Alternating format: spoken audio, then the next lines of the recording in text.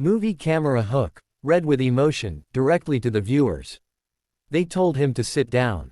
They told him the escort couldn't board. But what they didn't know, was who he was escorting, and who he was.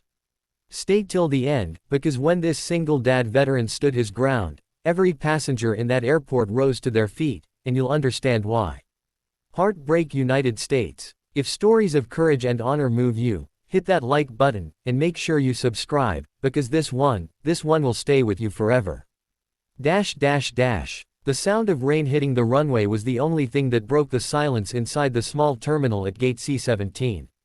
People checked their phones, sipped coffee, and complained about delays, unaware that in a corner sat a man in uniform, his back straight, his eyes hollow, clutching a folded flag against his chest. That man was Staff Sergeant Michael Raines, a single father, retired Army veteran, and the kind of man who had seen enough of both life and loss to last a lifetime. But this mission, this one was different. He wasn't flying to fight this time. He was flying to bring a fallen soldier home, Corporal Evan Brooks, a young Marine who had died in Afghanistan just 2 weeks before. And though Evan wasn't Michael's blood, he had been his son's best friend, his second boy. Michael had promised Evan's mother he'd bring him home personally, with full honors. Michael stood when they called for boarding. In his arms was the flag-draped case containing the remains of the young soldier. But before he could walk down the jet bridge, a flight attendant stepped forward with a polite but firm smile. "I'm sorry, sir," she said, "the escort can't board until we've loaded regular passengers." Policy. Michael froze. The air around him went cold. "Ma'am," he said quietly, "that's not just cargo. That's a Marine. He deserves respect." But the woman shook her head, repeating the same words like a script. "I'm sorry, sir." Policy. Michael clenched his jaw. Around him, people began to notice. Some passengers glanced up from their phones, sensing tension. A man in a business suit muttered something under his breath about holding up the flight. Then Michael looked past the attendant, down the narrow walkway, to where the casket waited to be brought aboard. He could see the corner of the flag through the open cargo door, rain dripping on the stars and stripes. And something inside him snapped. He stepped forward, voice breaking but steady. "Ma'am, I gave 22 years of my life so people like him could come home with honor. You think I'm going to stand here and let his flag get rained on because of policy?" The attendant looked stunned. Her supervisor rushed over, trying to smooth things out, but Michael didn't move. Passengers began standing now, watching. A woman whispered, "He's a veteran." A teenager quietly started filming on her phone. Michael took off his cap, placed it over his heart, and turned toward the terminal window, where the casket sat waiting. Then he said softly, "Son, I promised I'd bring you home." That single sentence cracked something open in the crowd. A few people put their hands over their hearts. Someone began clapping quietly. Within seconds, the entire terminal, men, women, children, stood in silence, some saluting, some weeping.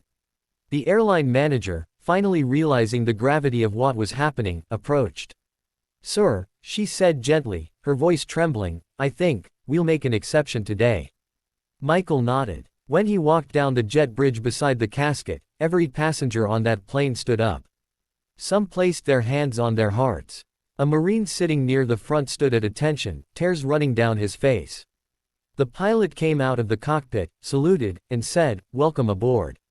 Sergeant, let's bring him home." As the plane lifted off, Michael stared out the window, the folded flag on his lap. He thought of his own son, Luke, 14 years old, waiting at home with a handmade sign that said "Welcome home, Uncle Evan." Midway through the flight, the captain's voice came over the intercom. "Ladies and gentlemen, we have the honor of carrying home one of our fallen heroes today, Corporal Evan Brooks. Escorting him is Staff Sergeant Michael Raines. Please join me in a moment of silence." You could have heard a pin drop. Even the flight attendants who had stopped him earlier stood in the aisle, heads bowed. When the silence ended, Michael looked up and saw the woman who'd refused him earlier. She mouthed, "I'm sorry." He nodded, no anger, just quiet forgiveness. When they landed, the pilot taxied slowly. Out the window, hundreds of people lined the tarmac, veterans, bikers, police officers, kids waving flags. A military honor guard stood ready.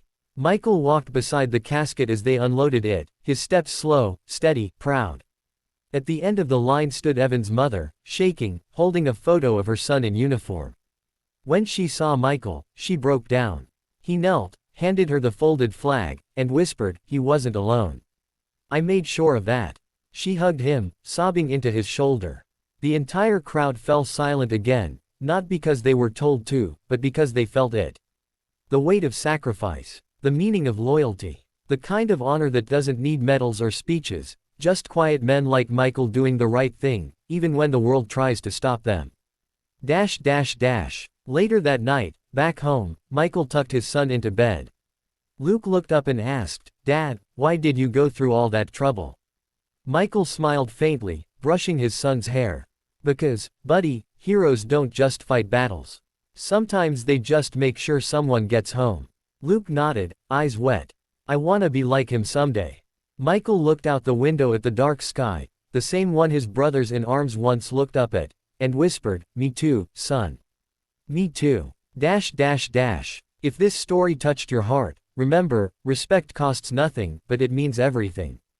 Heartbreak United States. Tap like, share this video so more people never forget what honor really looks like, and subscribe for more true stories that remind us what courage really means. Because sometimes, the quietest heroes carry the heaviest flags. Dove.